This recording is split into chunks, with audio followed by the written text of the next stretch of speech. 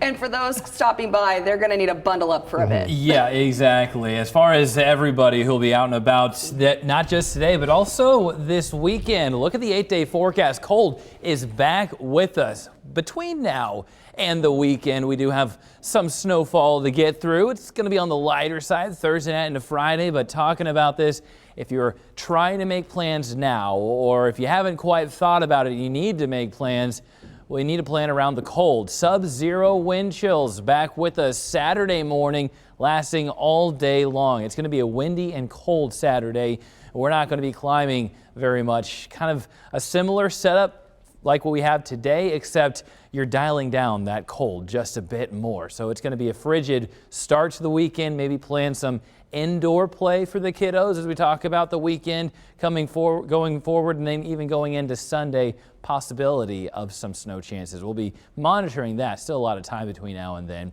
Back now into today, the wind gusts staying strong, expecting that 35 to 45 mile per hour range throughout the mid-morning, and then late morning into the afternoon, we're starting to dial those down already. So not going to be as windy as you head home from work compared to the very windy start we have heading to work.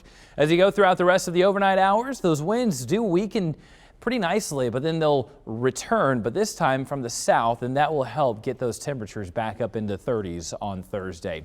The snowfall well off to the east, now moving into the Chicago metro. Not for us. We are going to be steering clear of the snow chances. Clouds thinning out throughout the morning. It's a mostly sunny day, so at least there will be some sunshine to try to make it feel a little warmer outside, but overall going to be rather frigid as you head throughout the rest of even this afternoon to evening, overnight.